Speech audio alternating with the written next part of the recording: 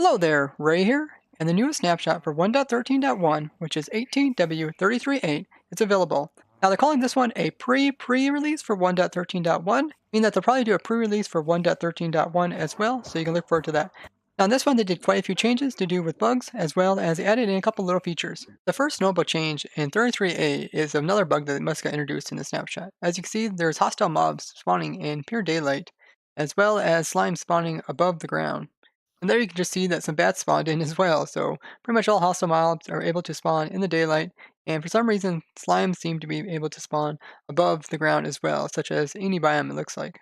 They added a new feature to do with fish in this snapshot, and that is if you pick up the different types of variations of the tropical fish, they'll have new unique names to go with them. So if I just pick up this one here, we'll take a look at his name.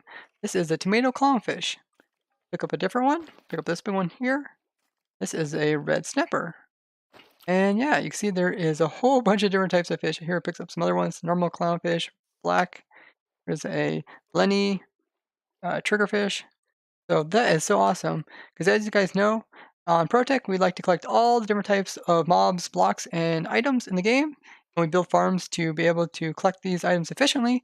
And one of our goals is to collect all the different types of fish. And we came up with a lot of different cool ways to try to do it prior to this. But with this, it's going to be pretty awesome because we're just going to be able to pick them up, have them inside of our buckets, and look at the names and see if we already have them or not.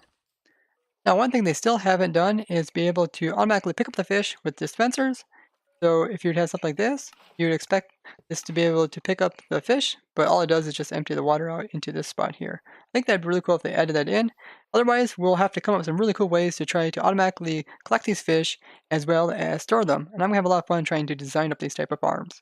Now we collected a lot of the rare mobs already on ProTech, but there is 3,584 variants of these tropical fish, so we got our work cut out with these guys. Now they fixed a bug with tropical fish that come from buckets.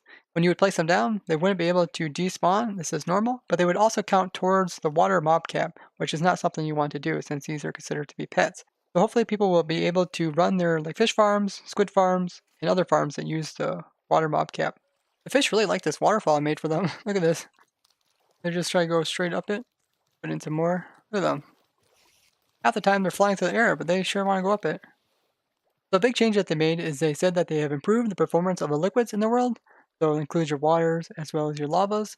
And so far, it looks like it's pretty good. As you guys probably know, water was pretty bad in 1.13. So hopefully this will allow more people to be able to play in the world without having so much problems with the water. There was a bug when throwing a trident and then logging out. That trident would not return back to the player. And now you can see it has worked. They fixed a bug that I reported quite a while ago, 1.10, and this is if witches have potion effects, they won't be able to despawn correctly. I discovered this while making my mob farm, where witches would fall in the farm and land in lava, and you expect them to not live in the lava but eventually despawn.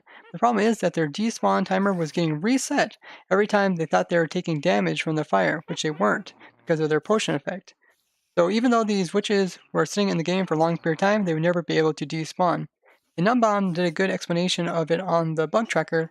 I'll link it down in the description. But as you see there, now, since of this change, it is possible for witches to die from being inside of lava. It took about 2 minutes or so for him to die though. This might be considered a bug. They fixed a bug to do with drowns that generate with ocean rune structures, wouldn't generate with fishing rods, solid shells, or even tridents. It fixed the bug to do with holding your shield up and blocking stuff would cause damage to your armor, so this has now been fixed, so you shouldn't see any damage done to it. They fixed a bug to do with armor stands that have the mark tag, which just means they're tagged they're used by commands, and having a knockback sword. If you would use it on one of these, it would knock it back. This is just a normal armor stand, so that can still be done. One thing you do note, if you do have an armor stand that's killed by the fire, it will not drop the actual item. They fixed a bug to do with the icon that comes with the effects. So you can see that up on the top right, there's just a normal icon for speed. If you would have one that comes from a beacon, it will have a little blue ridge around it. And the problem was where people were having the speed effect come from something like a potion, and then it was getting override by a beacon, and it wasn't showing up that way. Now if you have a more powerful beacon effect than what you're showing up on the top right, it'll be sure to show that it's coming from a beacon. They have fixed a bug where trapped chests would not be able to power the block below if they got upgraded from 1.12.2 up into 1.13. And this has been fixed, so when you open up a chest like this, it powers this block and can power like this redstone and this piston. It fixes that if you're in adventure mode, you're not able to place down buckets of liquids or even fish in a bucket. They fixed a visual glitch to do with the items in the hotbar and what they look like when they're cooling down. So if we throw an ender pearl, you can see how they're cooling down. You can see how each slot has a transparent thing that shrinks downwards, and the transparent cooldown was different color depending on how many items were in a stack.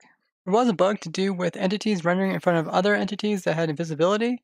So if you have like this spider here and you have another one in front, they would kind of glitch through, but now you can see this been fixed. We've seen this problem quite a bit during our Halloween event where we're collecting invisible spiders as well as other really rare mobs on Protech, and it was kind of strange because you could see like inside of the skeletons and stuff like that. I'll link the video down in the description if you're curious. There was a funny thing you could do where you can go inside of the bed and then you could teleport yourself out of the bed and you still show up as being inside of the bed on your screen, and they have now fixed this. This snapshot came with some bug fixes as well as some minor features and some improvements upon the game. So next up will probably be 1.13.1 pre-release and then the full release for 1.13.1. Now the real question is, will they continue to work on 1.13 beyond that, or will they start working on 1.14? We'll have to stick around and see. I'd like to thank you for watching, and if you found this interesting, show me the like and share this with others. If you'd like to see more cool things about 1.13, as well as farm and mechanics I discover in it, go ahead and subscribe and hit that bell button for notifications. And if you have any questions or know of anything new in the snapshots, be sure to tell me down in the comments. Bye-bye!